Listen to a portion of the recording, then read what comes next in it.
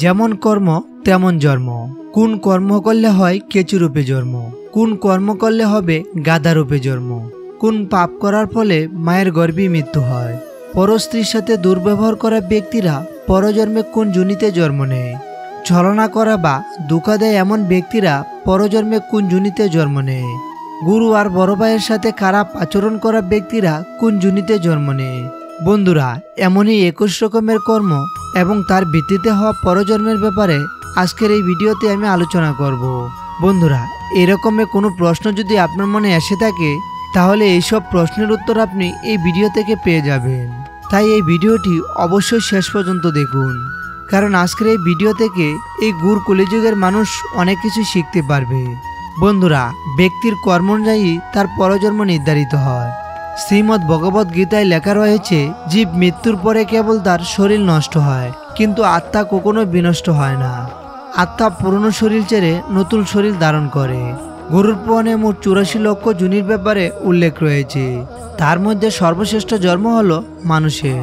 গরুর পুরাণে কর্ম অনুসারে জন্ম নেওয়ার ব্যাপারে উল্লেখ রয়েছে, মানে মৃত্যুর পর আপনার জন্ম কোন যোনিতে হবে এইসব আগে থেকে নির্ধারণ করা হয়েছে।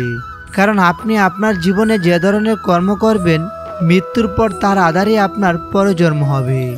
ব্যক্তির মৃত্যুর পর কর্মের আধারে স্বর্গ নরক প্রাপ্ত হয়। হিন্দু ধর্মের গরুর পুরাণে খুবই গুরুত্ব রয়েছে। একে ভগবান বিষ্ণুর অংশ মানা হয়ে থাকে। বন্ধুরা, গরুর দেব হলেন ভগবান শ্রীবিষ্ণুর বাহন। গরুর পুরাণে ভগবান শ্রীহরি বলেছেন, এক ব্যক্তিকে তার জীবনে কোন ধরনের কর্ম করতে হবে যার ফলে সে সবসময় স্বাধীনতা অর্জন করবে আর মৃত্যুর পর মুক্তি পেয়ে যাবে। তার সাথে এটাও বলা হয়েছে, ব্যক্তির এই জন্মের কর্মের অনুসারে ফল প্রাপ্তি হয়। তাহলে চলুন জেনে নেওয়া যাক কোন কর্ম করলে কোন রূপে জন্ম নিতে হবে। নারী জাতির সাথে দুর্ব্যবহার করা। গরুর পুরাণে বলা হয়েছে, যে ব্যক্তি নারী জাতিকে শোষণ করে কিংবা তাদের সাথে দুর্ব্যবহার করে সে পরজন্মে ভয়ানক রোগে জড়িয়ে পড়ে। যে ব্যক্তি গুরুপত্নীর সাথে খারাপ আচরণ করে সে ব্যক্তি পরজন্মে কুষ্ঠ রোগে ভোগে।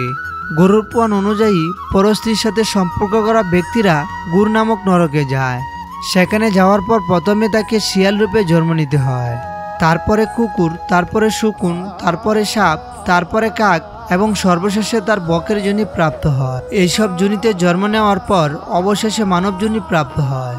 বন্ধুরা, বড় ভাইকে অপমান করা ব্যক্তিরা পরজন্মে অচা নামক পাখি নামে জন্ম নিতে হবে। শুধু তাই নয়, 10 বছর ধরে তাকে সেই যোনিতে থাকতে হবে, তারপরেই মানব শরীর প্রাপ্ত হবে। ধোঁকা দেওয়া বা চল কপট করা ব্যক্তিরা পরজন্মে পেঁচারূপে জন্ম নেয়। আর মিথ্যা সাক্ষী দেওয়া ব্যক্তিরা পরজন্মে অন্ধ হয়ে জন্ম নেয়। গুরুর সাথে খারাপ আচরণ করা। যে ব্যক্তি গুরুর সাথে খারাপ আচরণ করে কিংবা তার কথা অবমাননা করে তাকে ভগবানকে অপমান করার সমান পাপের শাস্তি পেতে হয়। সাথে এটাও বলা হয়েছে, সে পরজন্মে জঙ্গলে থাকা ব্রহ্ম রাক্ষস রূপে বিচরণ করবে।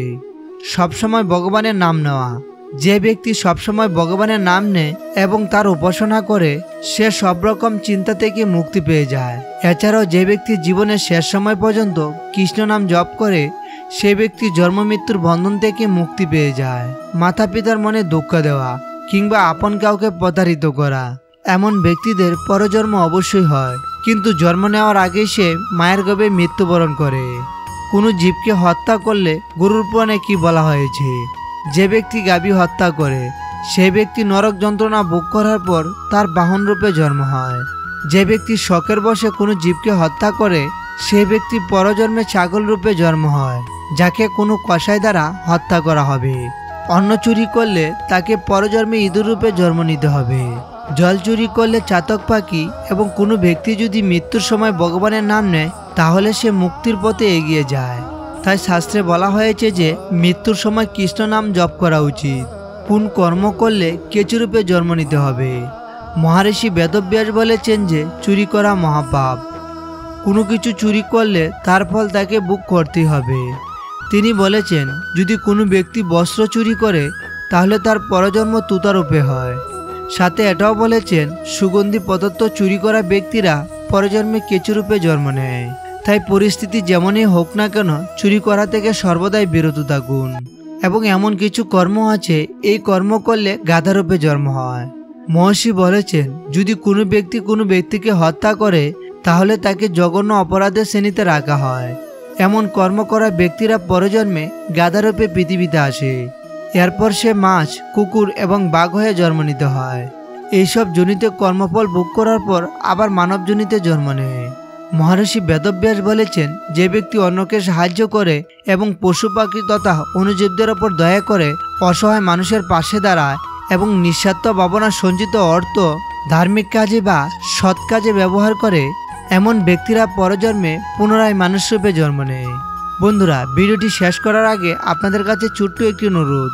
এই ভিডিওটি যদি আপনার সামান্য হলেও ভালো লাগে থাকে, অবশ্যই একটি লাইক দিয়ে কমেন্ট বক্সে পুরো শ্রদ্ধার সহিত লিখুন জয় শ্রীকৃষ্ণ। আর আপনি যদি আমাদের চ্যানেলে নতুন দর্শক হয়ে থাকেন, অবশ্যই চ্যানেলটিকে সাবস্ক্রাইব করে পাশে থাকা বেল আইকনটি বাজিয়ে দিন। আর অলরেডি যদি আপনি আমাদের চ্যানেলটিকে সাবস্ক্রাইব করে থাকেন, তাহলে অসংখ্য ধন্যবাদ।